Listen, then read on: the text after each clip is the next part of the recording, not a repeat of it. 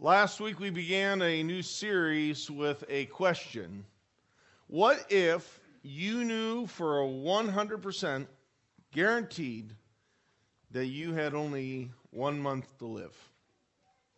30 days. What would that change in your life? What type of difference would that make if that were a true reality? Now, this is just an intellectual exercise, and there's a truth to, we can't really fully grasp that. We can't feel that, but we're going to take on this challenge to kind of go, what would that matter? Now, I've got a sobering truth for you. You've already spent 7 days of that, so you only have 23 days left. February 6th. What if you knew for a fact February 6th was your last day? What would you do differently? How would it affect you? It's a tough question. Now, the purpose of it is not to be a morbid exercise here. It is for an invitation for us to kind of do some evaluation, to go, how are we doing? What direction are we taking? And it's not just the evaluation, it's really to appreciate what this is all about. So I want to reframe it a little bit for you. So let's talk about it in terms of one of my favorite things, ice cream. And not just like a bowl of ice cream at home, it is the ultimate ice cream. You're out on the road trip and you see the ice cream stand and you pull in and everybody's getting ice cream cones, right? And you head down the road and man, you're just enjoying that thing. It is the best thing ever. And of course, you're looking in the back and these kids, what do? The rookie mistake. They start at the top of the cone, are trying to work down, and it's starting to melt and get on. Dad's got out here, let me help you with that, because you got to train up a child in the way you ought to go. Biblical mandate. You got to teach them how to eat that ice cream cone. Why? Because that ice cream cone isn't a rock. It's changing, right? There is a time limit on it. It is good for only so long, or else it's just going to be an awful sticky mess down around the hands. You've got to know the right way to handle it. You got to start on the bottom. You've got to keep on working that thing, right? To fully enjoy and appreciate everything that God ordained in that ice cream cone. Well, it's that way in life, right? It's that way in life. We're doing this exercise not for us to kind of go, oh man, this is kind of sad or a bummer, as much as just like the ice cream cone is temporary. Our lives are temporary. Our time on this planet is only so long. None of us are guaranteed even one extra day. You might not even make it to February 6th. How do we know? But just like that ice cream cone, we are called to lean into it, to enjoy it. It was given to us, even though it is temporary, to enjoy it and to grab hold of everything that it's offering to us. And so we're going to be looking over these next 4 weeks, 4 ways that we can be going. Let's grab hold of the truth of understanding how we can embrace life to the full, to what God really wants us to do. So the first way we're going to do that, our first step, is to live passionately. Isn't that great? Everybody wants to do that. There's nobody that's going, yeah, I hope I have a very boring life and nothing ever happens and I'm not really all that excited. I mean, everybody wants to go, hey, I want to live passionately about life. It's just that, you wake up and it's -2. And you're like, well, I'm not feeling that passionate about this very well. I think I'll go to the 11 o'clock service. That's not anyone's experience here, is it?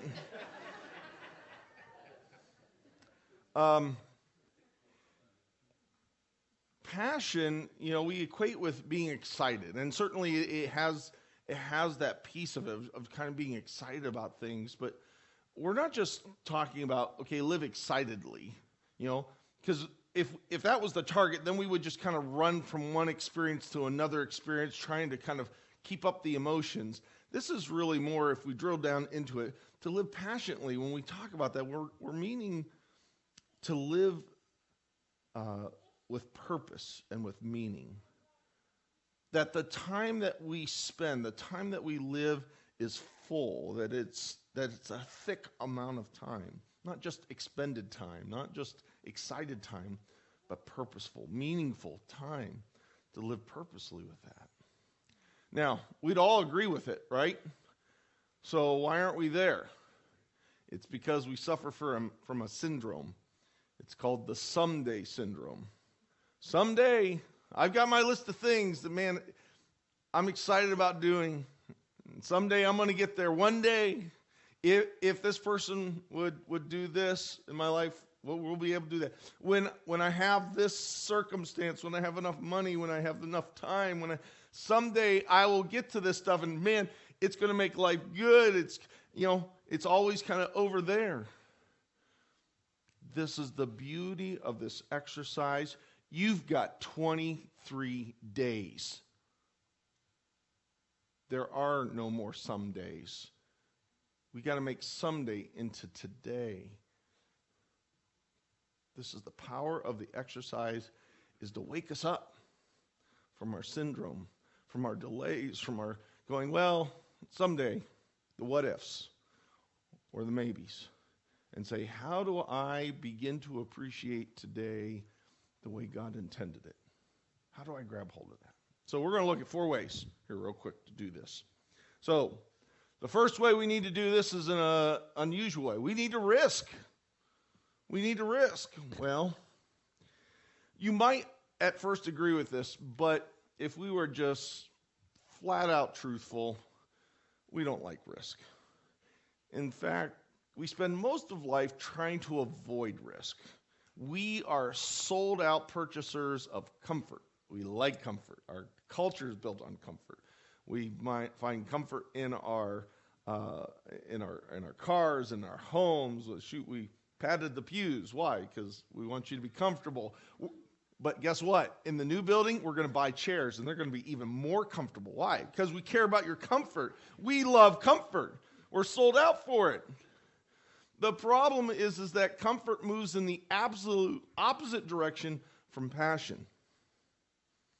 Comfort is that nice, warm, fuzzy blanket that you've been using tremendously for the past week, and you curl up in your couch, and you bring it right up to your nose, and you tuck it in, and you're like, oh, get all warm. I'm comfortable.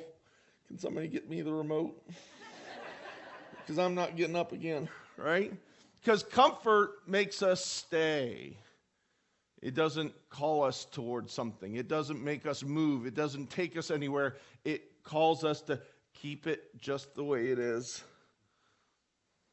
We don't like risk. Risk is unpredictable. Risk is, I'm not quite sure. I'd rather know what's going to happen. We all want that crystal ball to tell us exactly the way it's going to go. The problem is that the Bible never invites us to a place of comfort.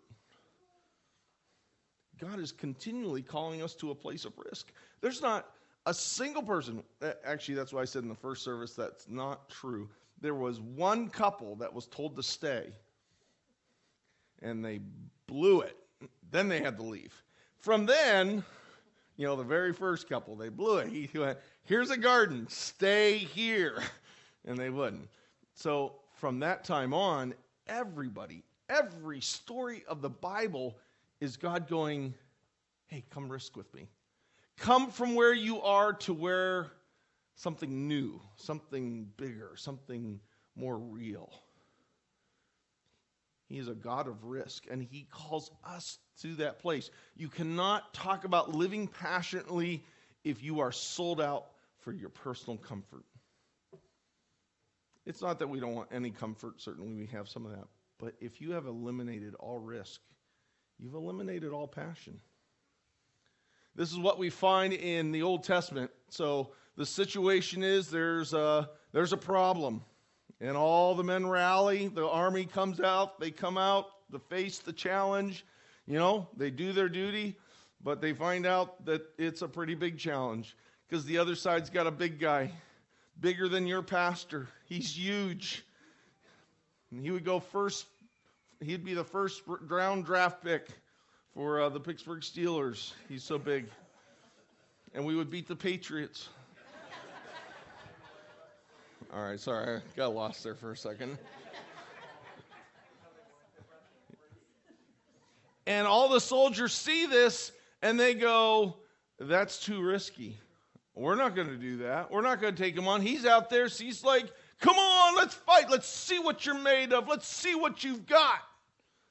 Let's see what this is all about. No, we're not stepping into that. Whoa, that's too risky. I'm back in my tent. I'm going to get my blanket, get it right up to my nose here. Stay safe and warm where I'm getting a meal delivered. The king won't even go out. The king is King Saul. Now, he was hired. He won the election because he was the biggest guy. He was a warrior. He was a great warrior. He could handle tough situations like this. But you know what? He's kind of backed away from that. Life is kind of pretty good. I like being king. I don't think I want to risk that at all. I'll stay back here. What I'll do is I'm going to kind of give a reward. Because that's what we do, right? Risk and reward. If it's a high risk, I want high reward. So he goes, all right, I will offer you a pile of money if you would just go out there and take care of this for us, okay? A pile of money, not a single taker. Okay, I'll give you a pile of money, and I'll give you my daughter. She's pretty good looking.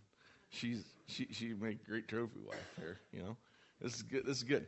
Not a single taker. He's like, how can I motivate people? What reward could I offer that would really move people? I'm going to give you a pile of money. I'm going to give you my sweet-looking daughter, and you don't have to pay taxes for the rest of your life. I mean, somebody's got to move on that, right? You know, people hate taxes. Not a single person would take it up. I didn't worth that risk. I want to be comfortable. I'd rather pay the taxes I know than go into a fight that I don't know what's going to happen. Enters a little boy, a young man, David. He comes along. He's just there to deliver some food. Pizza guy here, right? And he finds out what's going on. This guy is proposing. And people are actually getting mad at him because he's asking questions. Hey, it's none of your business, because they don't like having their risk exposed. We're just doing our job. You be quiet. But David goes to the king and he says this, let no one lose heart on account of this Philistine. Your servant will go and fight him. You notice the contrast here? To not go and fight is to lose heart, to lose passion, to lose purpose. I will go and fight. I will do this thing. He makes a connection between what God has done in his life. He was just a little shepherd boy. He just watched some sheep, low on the totem pole. But he said, you know what? Like sheep, a lion come along. God was with me. I took out that lion. A bear came along, tried to snatch one, and God was with me. And God will be with me here. This is what he has made us for. Somebody else should be going out and fighting, but if no one else will, that's the risk he is calling me to. If you're going to live passionately, if you're going to go, I'm going to grab hold of this, we need to make a change and say, all right, instead of always making my choice of going, what's going to make me comfortable, what risk is God calling me to? What challenge is he calling me out on? Maybe it's not supposed to be my fight, but nobody else is doing it, so you know what? I'm going to step up. Because this is the place he calls us to. He never lets us just stay where we are. And if you think that staying where you are, and you go, hey, I'm good with God, you're not reading the Bible. Because you can't find a single story where he says, just stay. You've got to come and risk, like David, like Abraham, like all the names throughout the Bible. We are called to risk. That's what brings passion. Now, this leads really to the second step.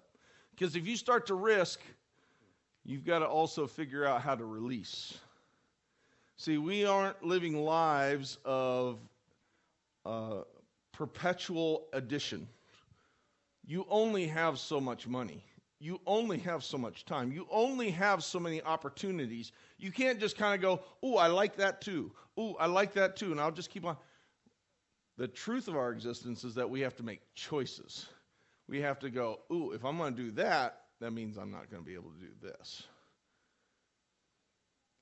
If you're really going to step into the challenges God calls you to, you're going to have to start being honest and truthful about what are the things that just waste my time, waste my money, waste my opportunities. We get into our rut of life and we're just kind of doing our thing and we start to accumulate, right? And it's hard to let go of stuff because we go, oh, I'm going to need that someday. And there's space in my garage, so I'll keep that, right? Oh, I may use that. Some point that might become useful. And we start to accumulate things and habits and routines, and they dominate our life, and pretty soon, even without us knowing it, we've got a lot of things that are just eating up every little bit of us that don't bring any passion, that don't go anywhere. I discovered that there's a place that really will teach you how to let go of things. It's called moving. I've moved a lot in my life. I've lived in probably 15 different places, honestly. Lived all over the place. And when you've moved something about 3 or 4 times, you start to have this truthful conversation with yourself of going, man, I'm tired of moving this thing. I haven't used it in 10 years. It's wasting my time. It's wasting my energy. Paul went through that exact same type of experience. He thought he had life kind of figured out. He had his pieces in place spiritually, and then he ran into Christ. Now, we might go, I'll just add Jesus onto everything else I have. You know, he's salt and pepper. I'll just kind of sprinkle him on top. He'll give a little bit of flavor. It's all good. I get to keep it all. But he came to this place of understanding, I can't keep it all. If I grab hold of Jesus, there are some things that won't come along. I've got to let them go. He writes about this experience in his letter to the Philippians. He says, I once thought these things, he had a list of things, were valuable. I thought they mattered. But now I consider them worthless because of what Christ has done in my life and what he has called me to, the risk that he moved me to. For his sake, I've discarded everything else. I count it all as garbage, in fact, so that I could gain Christ. He was on easy street. He had a nice career set up.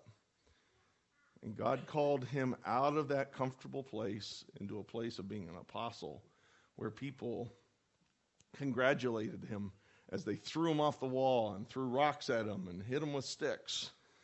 It wasn't an easy life. He said, but the things that I once had, I've released so I can grab onto what matters. We need to go through a process where we are evaluating. Isn't that what 23 days would do for you? If you really knew for certain 23 days, I guarantee one thing, you'd stop doing the wasteful, stupid stuff, right? And you would know immediately what that list would be. You wouldn't fool around with it. I'm not going and doing that. I only got 23 days left. Let's bring that into this life so that we can maximize it, so that we can live with passion. Release the things that don't matter. Now, the things that remain, we need to redeem. Because we've got this long list of things that we just have to do. You know, the dishes still have to be done. The laundry still has to be gotten done. You know, we can't kind of go, I'm going to live passionately and I'm not going to wash my clothes anymore. Well, you're going to live like something. And we're going to know by about 20 yards off. You still have to do some of the mundane things. You know, we can't escape that. Living passionately doesn't mean suddenly I only do these top level things. You know, I'm going to risk. I'm going to do some challenges, but I also incorporate the ordinary of life. But what God does is he invites us to invite him into that space and say, you know what, when I'm doing these things, I don't want to just kind of tick it off the sheet, kind of do the grind, but understand God's purpose in the larger picture. That even in the mundane, even in the small things of life, because you might go, well, you know what, I don't know that I'm not called to do anything gigantic or big, or I'm not necessarily a world changer. That's all right. Jesus started out as a baby. God's in the small things too. He calls us to the big things, but he calls us to the small things. It is about this mindset of going, in everything I do, I'm redeeming the time. Paul wrote this to the Ephesians. He said, be very careful then how you live, because you only got 23 days left. February 6th coming pretty fast.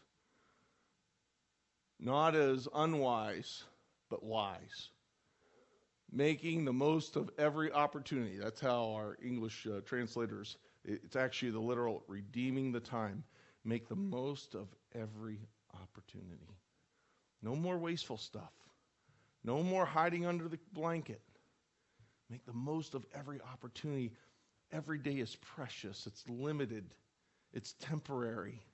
Don't let the ice cream run down your fingers. Start at the bottom. Get the good stuff. Even in the little mundane things of life. Because the days are evil. There's so much that wants to rob us of the passion that God intends for us, but redeem every moment. The last step of this is to recharge.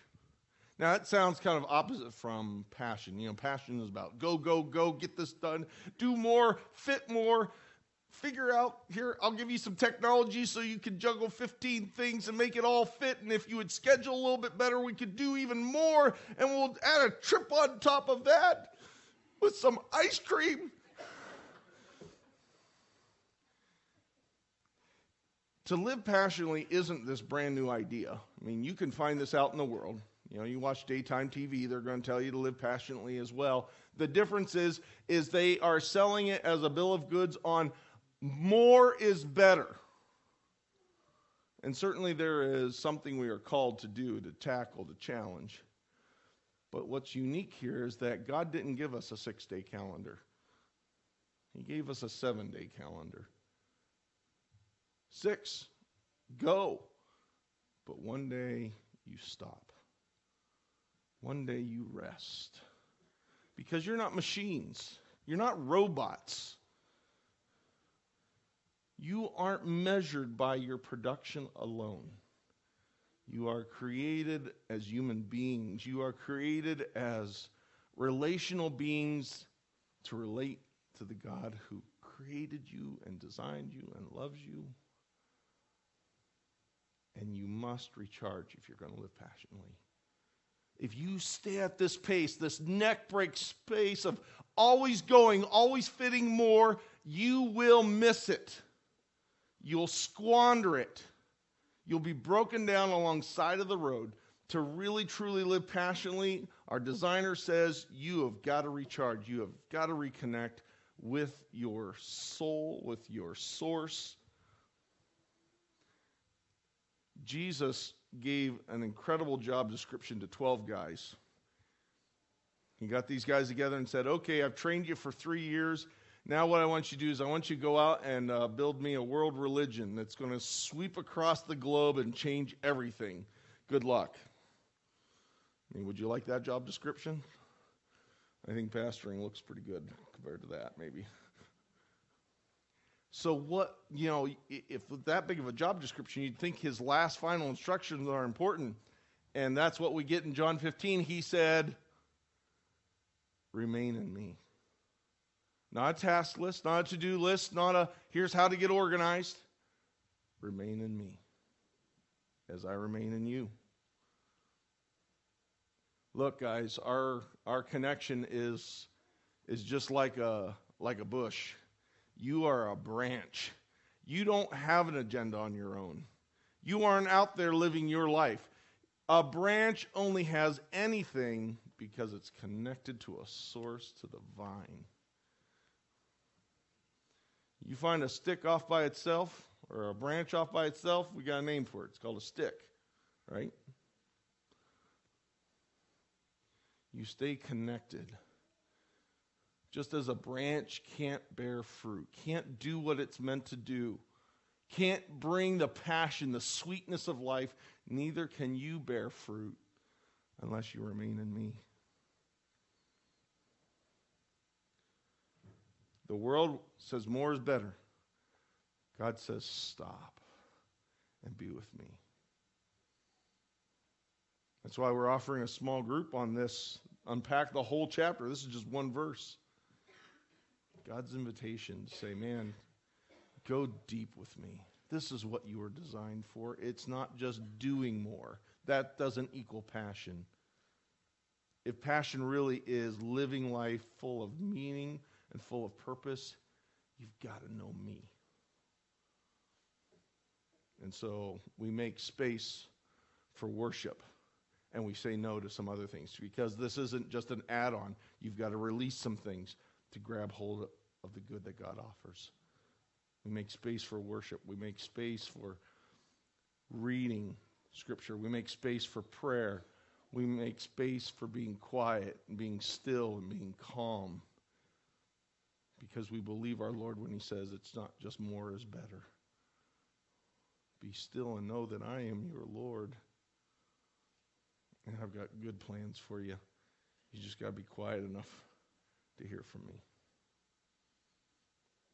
And if we'd put these together, reject comfort, grab hold of some risk, start releasing the junk, start redeeming the time, making the most of every opportunity, putting God at that center, and saying, I'm going to recharge. I'm going to make sure that me and my family has time, and that this is important.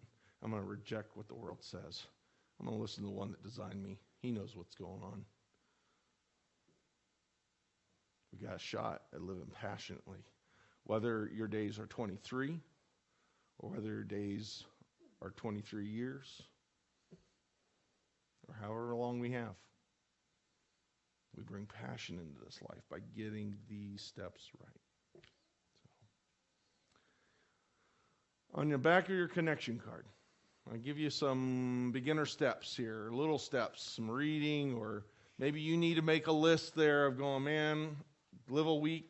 What am I wasting my time on? My time's too precious. Let me live like a person that's only got 23 days left, and it just comes. I ain't doing that. That's a waste of time. I'm done with that. Or grabbing hold of some risk, stepping out. You know, what's God calling you to? Let's put this into practice. Let's not just kind of leave it as a nice message on Sunday, but a walk of faith that God invites you on an adventure, because that's what he meant life to be. Let's pray. Father, we welcome and invite your invitation to not squander the days you are giving to us, but to count our days, to make them matter, and to listen to your wisdom, to live passionately, not as the world tells us, but as you show us. Not to be focused on just what I want, but to come into step with you. To go out on the great adventures you call us. To stop wasting time on foolish things. To live the way you meant us to live. Help us, Lord, to redeem the time that we have.